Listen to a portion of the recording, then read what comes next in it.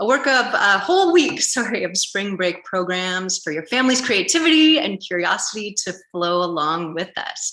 My name is Christina Jones. I'm the Family Programs Coordinator at the Vancouver Art Gallery. I'm joining you today as a guest on the unceded territory of the Comox Nation. Now, the word unceded, it means that the rights to the lands and waters were never sold or given away in an agreement. It was taken without permission. The Vancouver Art Gallery, where I work, is on the unceded territory of the Musqueam, Squamish, and Tsleil-Waututh nations. And by learning from the Indigenous communities of the territory that we are on, we can show our respect and we can take better care for each other and the land that we live on. And I would like to introduce Stephanie today. Stephanie, thank you so much for joining us. Stephanie is the Adult Programs Coordinator at the Vancouver Art Gallery. How are you doing?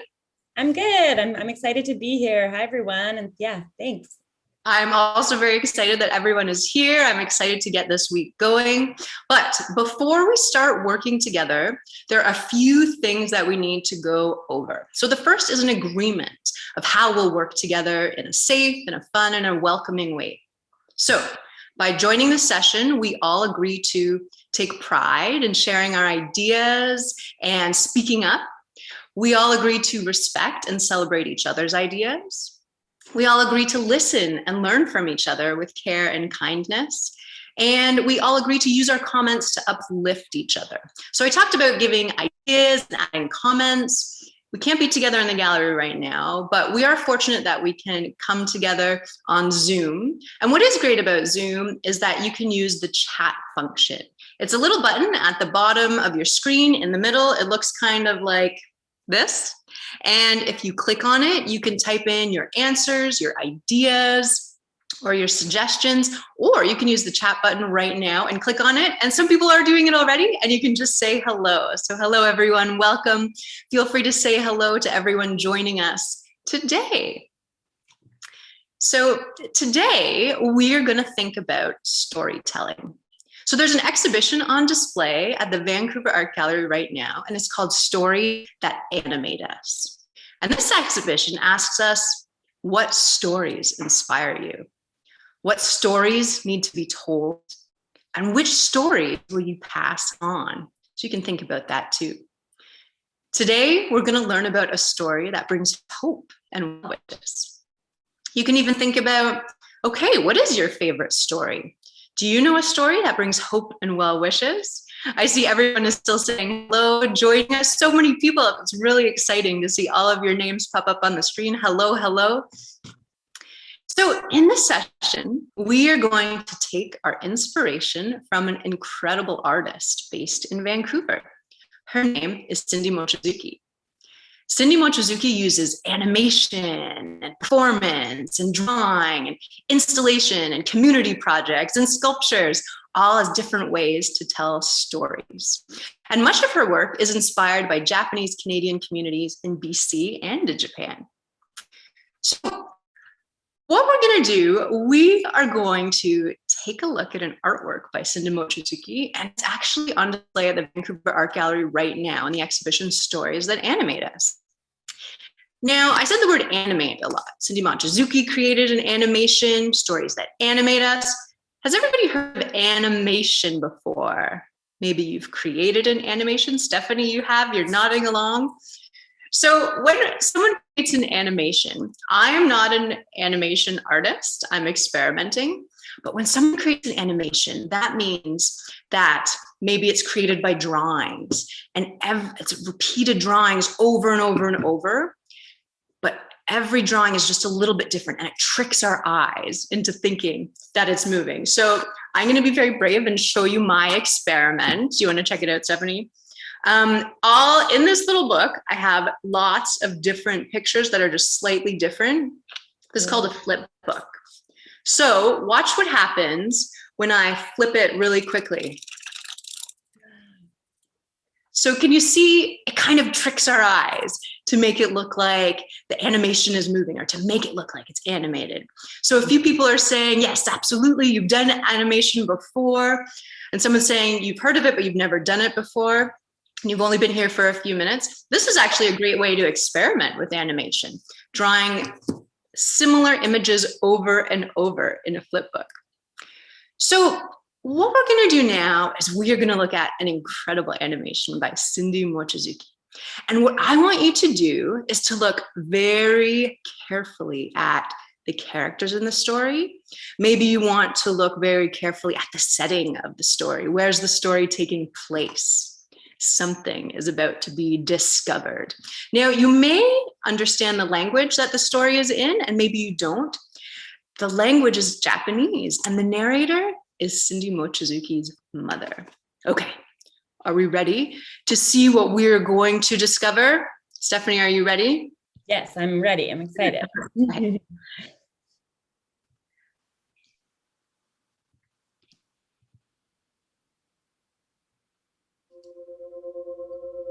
この話はね、肥後国、今の熊本県のお話。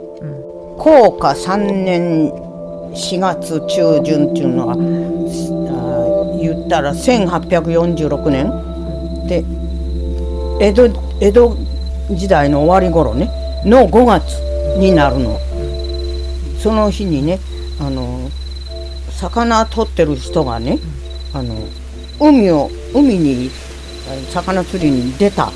そしたらね、向こうの方に光り物がね出てきたんで、驚いて村へ戻って、光のライトを見たんだ、ね。そう光を見た。なんか出てきた？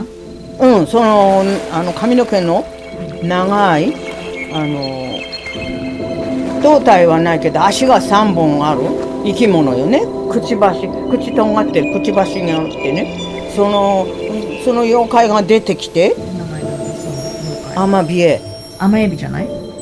アマビエだよ。アマエビはエビだから、スポットプラン。アマビエっていうのね。でそれが出てきて、なんていうの？6年はいいのよね。だけどその間に病気が流行る。もう本当に流行っちゃう。だからその病気を流行らせな止めるように私の絵を見た通りに描いて早く見せなさいって。そしてどうなったのそれが？で消えてしまった。そう言って。そう。それ本当の話？そう伝えられてるよ。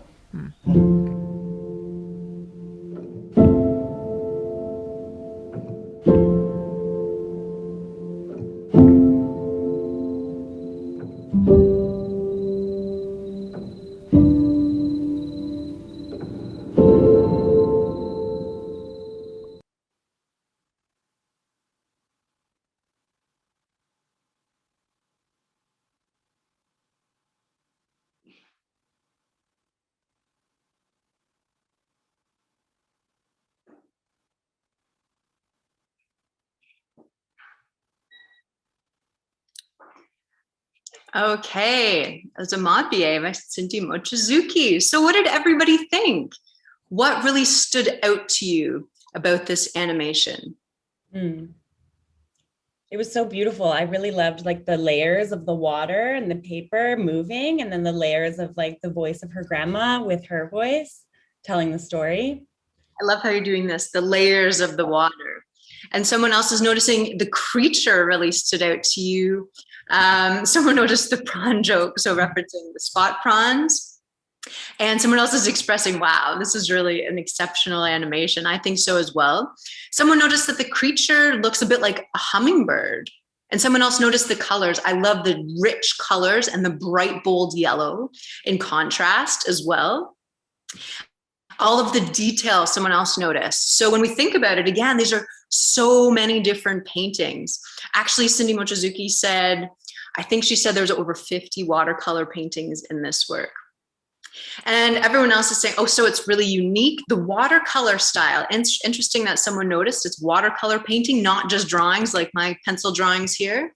Someone else noticed the fisherman, so one of the characters, and the waves. Someone else noticed the waves like you noticed. I also loved the waves and even just how Cindy Mochizuki captured the movement of water using colors and movement and motion. And a beautiful and interesting animation. Our pleasure to share it. Thanks is to Cindy Mochizuki. And it looks like it was outlined with ink, someone else said. So Cindy Mochizuki told me she actually does use an ink pen over top of her watercolor paintings. And someone else is noticing it had a lot of hair. I think you're referring to the creature. We're going to come back to that. Keep that in your mind, what you noticed about the creature. You noticed it had a lot of hair. Someone else is saying the watercolor was your favorite. It's really interesting to see paintings in a different format, isn't it? Especially adding that movement to paintings. And someone else notices it had 3 legs. Okay, we noticed the hair. It had 3 legs as well. And that the 3 legs looked like people feet. Interesting. So maybe they looked like human feet in Cindy Mochizuki's animation. Really great observations. I'm so glad everyone looked so closely at the work. And someone else noticed the scaly skin as well. So creating the texture as well. So as I said, Cindy Mochizuki told me there were over 50 watercolor paintings and ink drawings to create this short animation. And right now she's working on a project where there's over 1,000 drawings in an animation. So someone else is saying that they've heard the story before, and this is a great depiction. So we all hear stories and maybe we'll share it in a different way. And someone else is asking, how long did it take? Well, that's actually a really good question. I don't know the answer to that because there's so many different parts. There's the creating of the paintings, the editing together. And Cindy Mochizuki also works as a collaborative team. So there's other people that help her edit the images and put it into computer software. And someone else is noticing it looked a bit like a mermaid. All right.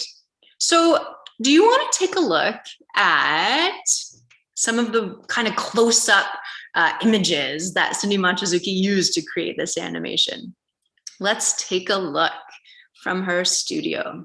Someone else is noticing it looks like a bird. So again, that beak you're noticing. Okay, can you see, do you recognize anything from the animation in this image? What does everybody notice? Do you recognize anything? The shrimp someone's noticing, or the prawns? And the prawns someone else is noticing as well. And the ocean, the ocean drawing waves. Oh yeah, like that's what stood out to you. I know, Stephanie, the ocean, the waves as well. And and someone else is noticing the creature, the Amabie creature. The fisherman, someone else is noticing. We see the fisherman kind of at the top left there as well, and the watercolor supplies. So this is why it's so great to see images of an artist's studio. So we get to see some of the materials that they use to create their artworks. So let's take a look at another image and see what we recognize. Can everybody see this? You recognize the legs of the creature, someone's noticing. So what we're looking at right now is a drawing that's actually on a light box. So you can see it's kind of shining from behind. So by doing a drawing on a light box, the artist can place another piece of paper on top of it and trace over top of the image that they see.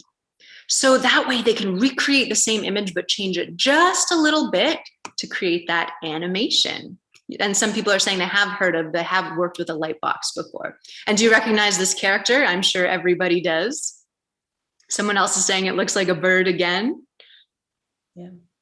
This is the drawing of the Amabie. And then again, we have an image of Cindy Mochizuki's table, and someone noticed the material before as well. So here, when I look at some of the different materials, I love seeing different brushes that artists use. I love seeing the different color choices that artists use as well. So let's take a look at the incredible way that this film is displayed in the Vancouver Art Gallery. Let's take a look. Can everybody see that? Okay. Look up close, look at the shapes that you see. Look at maybe some of the details. What does it remind you of? What does this remind you of? Maybe it's the shapes or the details. What do you think, Stephanie? Does this remind you of anything? Yeah, to me, it looks like it's like a creature coming up from the ground, and then like the circle is a lantern where the story is coming out of magically. a circle, a lantern. Someone else said a mirror. Someone else said, a few people have said it looks like a mirror. Someone else said it's glowing even more than in the video. Someone else notices the ocean. And someone else said it looks kind of like a duck or a crow or claws, like you noticed, Stephanie, or like a cat. So lots of different creatures. People are noticing the character. Again, someone says it looks like a hummingbird.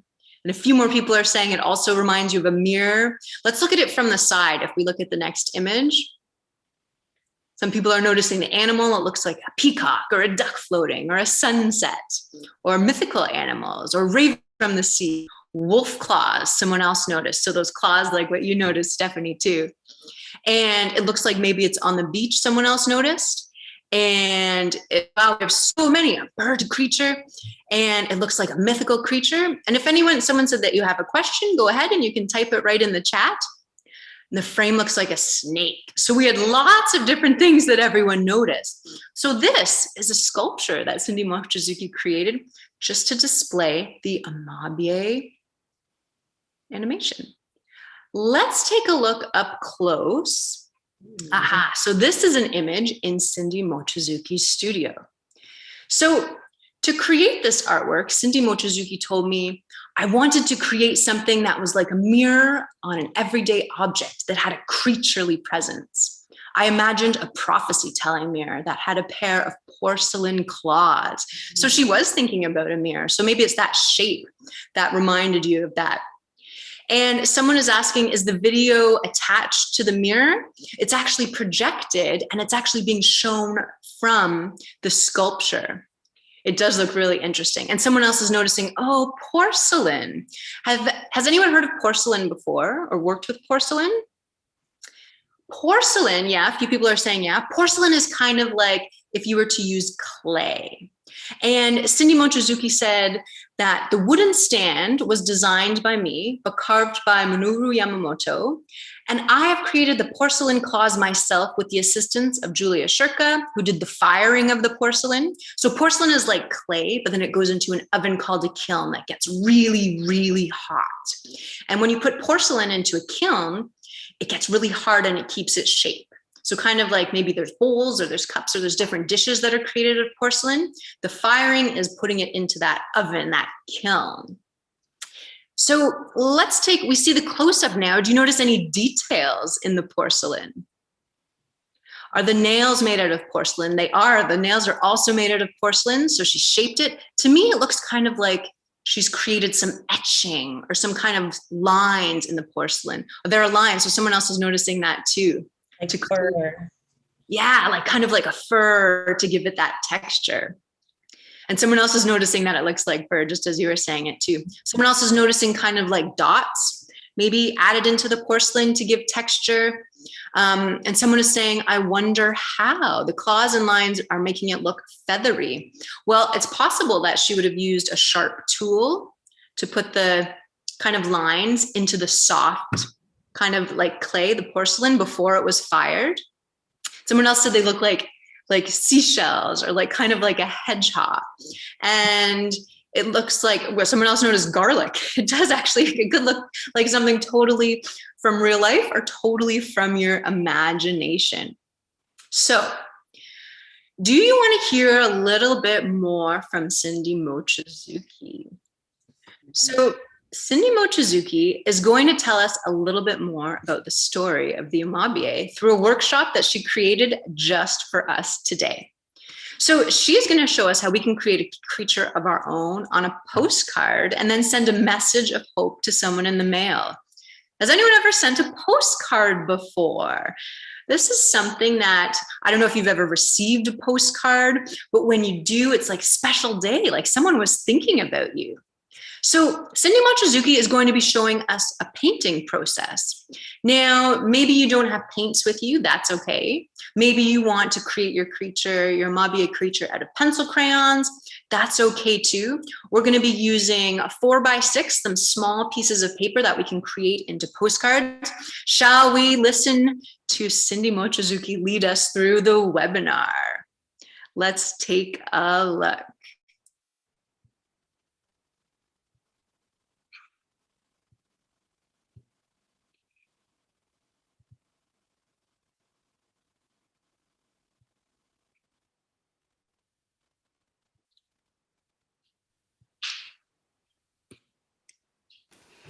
Hi everybody, my name is Cindy Mochizuki, and today we are going to be working on our very own 4x6 Amabie Postcard project. A postcard with the Japanese mythological character of the Amabie on the front that you can mail and send to family or friend. You're going to need 4x6 watercolor card, a couple sheets of those. You'll need a trusty pair of scissors. You're going to need some paintbrushes. I have a felt tip black marker. You're going to need some bull clips, a cup of water, a sponge, or a rolled up paper towel with elastic band around it, some good watercolors, and pickling salt. Pickling salt to chase away any ghosts or bad spirits. Watercolor. Now, for those of you that don't know what Amabie is, an Amabie was a Japanese mythological creature of the supernatural class called yōkai. Now, this creature emerged sometime in 1846 in the Higo provinces, which is now known as Kumamoto, and appeared out of the ocean glowing with a green light. Now, people have said that the Amabie had really long hair, like a mermaid or a merman. It had 3 fish scaly-like legs and a beak like a bird. So it was a very odd creature. The thing about the Amabie was that when it emerged from the water and the government officials or the fishermen saw this creature, the Amabie predicted that there would be good harvest for 6 years, but then an epidemic would fall. But if you wanted to cure yourself of disease, to continuously draw images of the Amabie and send them to people. So there is a healing message behind the mythological story of Amabie. And so today, what we are going to do is we're going to spend some time and create our own Amabie from our imaginations and send a lucky message to someone we care about. So we're going to start. It was glowing. It appeared from the water, and people have said it had a beak, 3 fishy, kind of scaly legs, and long hair. So let's think about that for a moment. And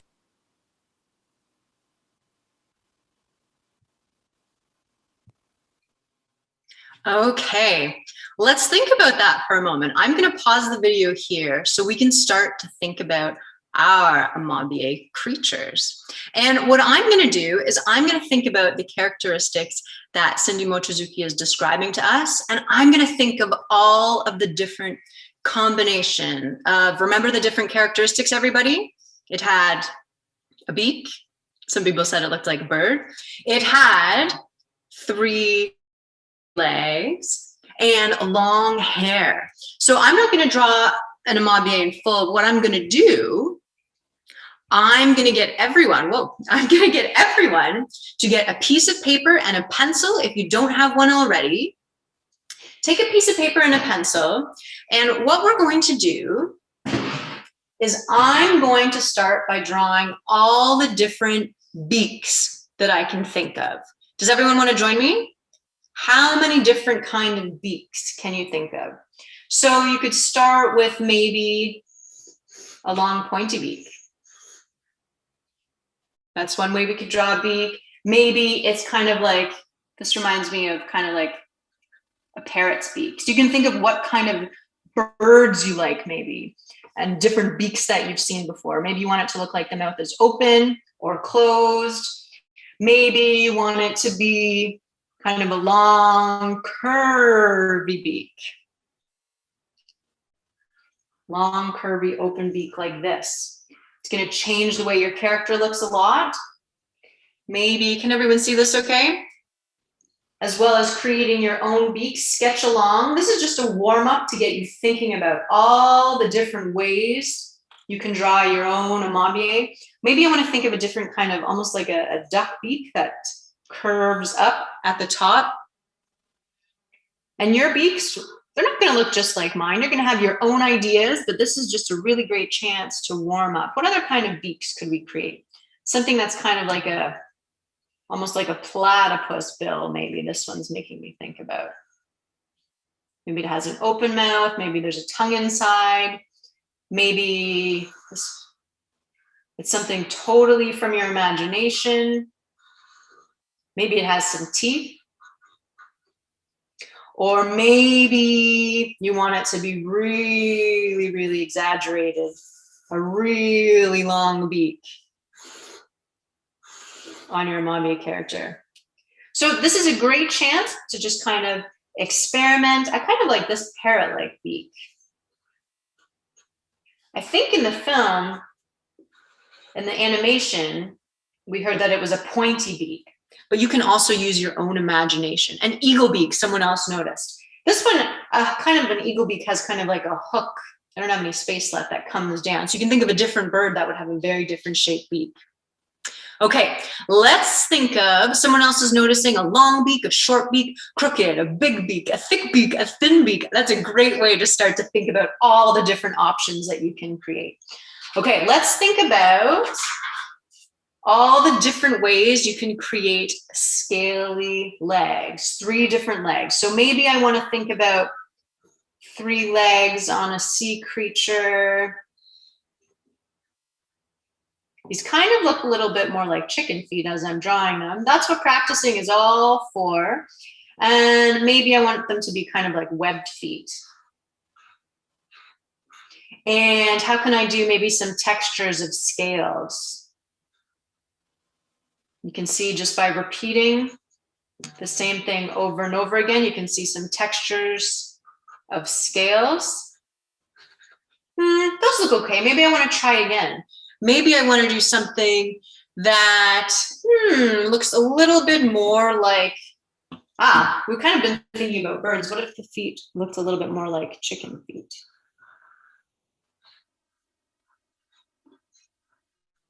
And maybe yours has 3 toes, maybe it doesn't. I keep drawing 3 toes on mine. Yours will have a different idea. How can we draw scales and make it look scaly and fish-like? Maybe we just want to do some texture like this. Kind of like what we talked about on the porcelain claws. Just some lines to create texture as you go really quickly, and maybe you want to go back and forth. So I don't know if this looks very scaly, but it definitely doesn't look smooth. Really adding that texture to these feet. Maybe what we want to do next is, maybe we want to do some kind of like sea creature-like legs. I think of sea creature legs kind of almost like octopus legs. And maybe they would have some tentacles. So think of all the different ways that you can create your legs. What's everyone else creating? Maybe you want to think about some feet that look, someone said they look more like human feet, and the ones that Cindy Mochizuki created. Maybe they're really kind of sharp angles like this one right here. And maybe we want to do some kind of curvy scales on these feet. So you can see I'm just going really quickly because this is just kind of a sketch to get us warmed up. So all of these details are going to transform. So I'm looking now at some people are saying a bird with webbed legs, a triple fish tail, someone else is drawing. A few people are drawing fish tails, some fins. Someone's asking what color are their legs? It's up to your imagination. You can create it as what color as you like. And someone else is saying big with claws. I kind of had some claws here on these ones, but I like the idea of big feet with claws. Or someone else said they're drawing puppy feet. I like that idea. So maybe some soft furry feet or frog feet. Maybe they're webbed. Maybe they're curvy feet as well. So there's so many different ways that you can create your own design. We're going to do the last characteristic. Does everyone remember one other characteristic? We have a beak. We have 3 legs. And we also found out that the creature had, yes, everybody's adding it in now, hair, long hair as well. So there's lots of different ways you can draw long hair. Maybe you want it to be kind of wavy hair that sticks straight up. Or maybe you want to create curly hair with big curls that can go up or down. Or maybe you just want to kind of create, some hair that kind of spikes up like this. I kind of like that hair. I also, let's see whatever everybody else doing, long hair or seaweed hair. That's a cool idea. So thinking of hair that, when I think of seaweed, I think of hair that kind of goes like this. I don't know if that's what you were thinking too, but that's a great inspiration to get hair that looks like seaweed when we're making a creature from the sea. Or maybe it's hair that looks like, I don't know, like light. That's long. It comes right off of the top of the head. Or maybe it's long and flowing curly hair, kind of like what we saw in Cindy Mochizuki's Amabie creature. Okay, I think everybody has had, someone is saying Elvis hair.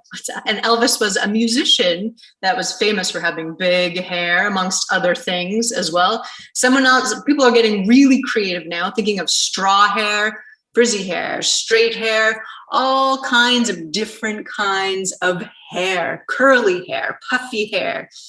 Excellent inspirations. Okay, now how about we go back and take a look at the rest of the webinar.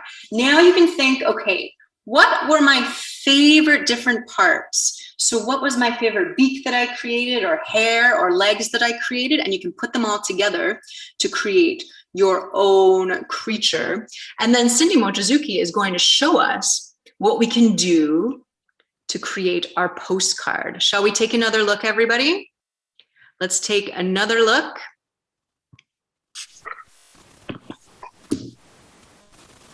You're going to get a piece of 4x6 paper, and you're going to get your black marker, and you're just going to draw what might be the shape of the Amabie. So once again, that's a beak, a head, long hair, and 3 scaly legs. You're just going to draw the outline of it, like so. Okay, and you're essentially going to create a stencil. So what you're going to do is cut out your Amabie, and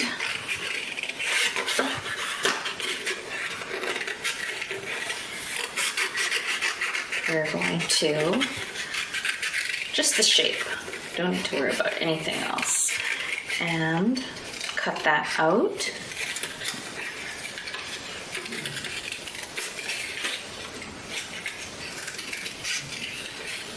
So I've got something like that. And so the Amabie has fallen out, and you would have the stencil of an Amabie.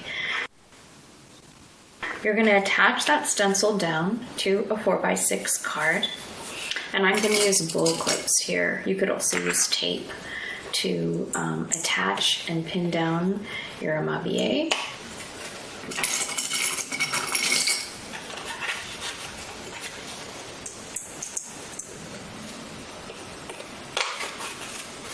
And make sure it's held down together. I've also used tape, and that is handy and also easy as well.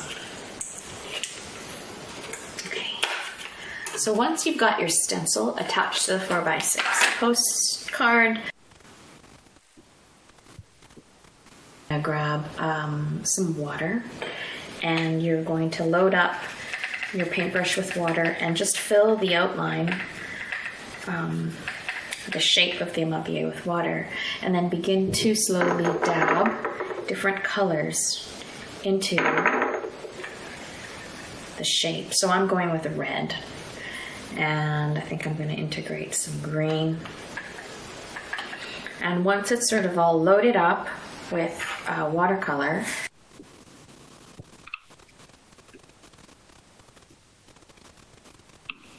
I'm going to make a good wish using sea salt, and I'm going to sprinkle the salt all over the top of the watercolor.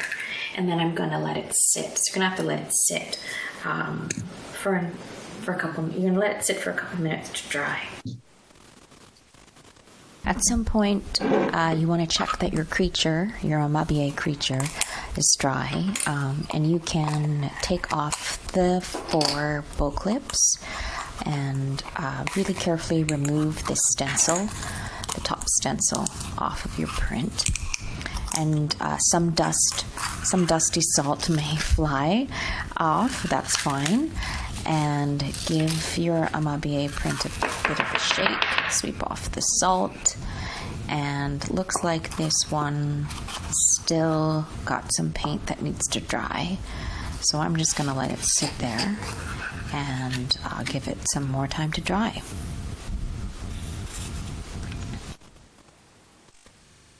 So after some time, once your Amabie print has dried up, and sometimes it might actually take a day, take a brush and you're going to give all the salt, magical salt crystals, a shake off and brush the Amabie clean. You're going to get your black ink pen.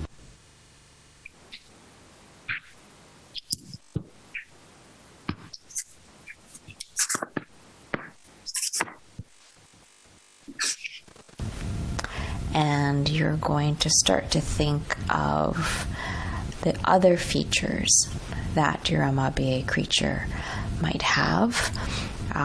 So you want to think about eyes, the outline of the beak, the scales. Maybe it has a very unusual long hairdo. Think about all these things, and you will begin to place some markings down onto your Amabie using black ink. If you need to sketch it out first, go ahead and do that, or just go ahead and start to draw. So I'll begin here by, I usually like to start my creatures with an eye. So I'm going to start with an eye, and I'm going to outline the beak and give the beak some details, and overall just give the Amabie an outline. And as I'm working on its face there, I'm going to give it some unusual hairdo, or an unusual hairdo, and it's kind of like droplet hair. And you should also think of the style of hair your Amabie creature might have, and the kind of legs it might have. You can also work with thinner ink brushes to create finer details on your Amabie. And the key here is to just make sure that it is dry, otherwise your black ink will run. I'm going to start to finish these kind of fish-like legs and build in some scales on this particular Amabie creature. So go ahead and start to embellish your creature.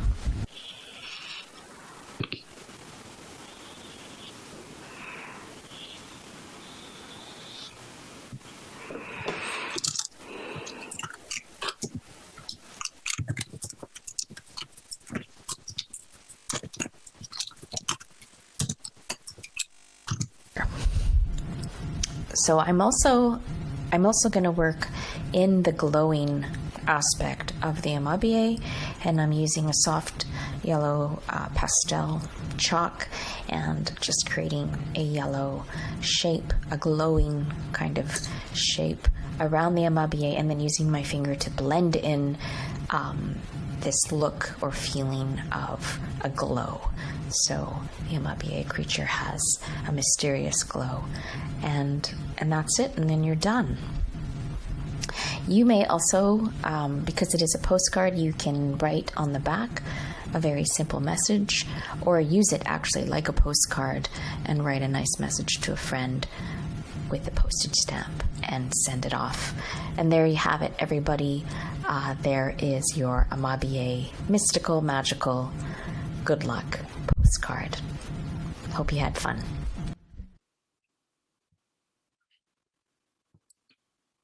Okay, hello everybody, it's me again. So a lot of you were saying as we were watching that you couldn't keep up with the pace. Cindy Mochizuki was showing us a demonstration, so it wouldn't have been possible to follow up every single step because, of course, we also had to she allowed time for the paint to dry. So these were some ideas that maybe you had your creature created in your imagination for our sketching session and you want to draw it. Some people said they're just at the cutting stage now. That's fantastic that you're getting started. But of course, then you're also going to have to leave time for it to dry. So these were kind of some ideas to get your own ideas working and rolling. It doesn't have to be exactly like the one Cindy Mochizuki created. So, and someone else said you're doing the painting now. That's fantastic. What I really liked about Cindy Mochizuki's experiments was to use the water in the stencil and then just dab a few drops of paint in, and the paint kind of will spread. So you can take some of the ideas about how you create your Amabie. If you'd like to do the painting aspect, maybe you want to use a stencil, maybe you don't, maybe you just want to paint on your postcard. The whole idea is, and if you didn't start, that's okay too. You can take these ideas and you can create later on. It was kind of a demonstration to get our ideas going. So what we can do when you do have your Amabie creature done, you can actually use a postage stamp. You can also send it in the mail. Someone is saying you're trying to figure out the taping. Something else you can use instead of tape, if you're going to cut out the stencil and create the stencil, is you can use a paper clip and just make sure that those two halves are paper clipped together. And I think someone else is saying you like the idea of the salt. As your paint dries, you'll see how the salt absorbs the paint in different ways. And if you don't have a paper clip, maybe you don't even want to use a stencil, you can just create a painting. But the idea is to really think about this creature in different ways and the different characteristics that it has. You can, as I said, maybe some pencil crayons or crayons as well would be something that you could use as well. So then you also want to think about the most important part is sending a hopeful wish along with your Amabie postcard. So you can think about what kind of wish of hope would you like to share with everybody else? Or what kind of, maybe who do you want to share your wish of hope with? And then imagine what it'll be like when they get it in the mail. So someone says now you have a booklet with lots of beaks and legs and hair and different ideas that you can use for later. I think that's a great idea. You can think about some of the painting techniques for later if you like. That would be great as well. And what you can also do is learn a little bit more about Cindy Mochizuki. You can check out her website. I'll put it in the chat right here if you'd like to learn more about the work as well. And I would like to thank Stephanie for joining us today. Thank you so much, Stephanie, for coming to help us out. If anyone has any final questions, please feel free to type them in the chat. I would also like to invite you to, if you want to take a picture of what you create, you can tag @VanArtGallery, and you can hashtag Spring into Art as well on social media. I'll pop that into the chat as well, and we can share with the community. And of course, I want to thank Cindy Mochizuki for taking the time to create with us today. It was really fantastic to get to see your work, to get a little bit more of the insight as well. Now, if you'd like to see the Amabie film on view at the Vancouver Art Gallery, it'll be on and display in the exhibition Stories That Animate Us until September 6th. And I also want to thank BMO for the generous support that makes spring break programs possible.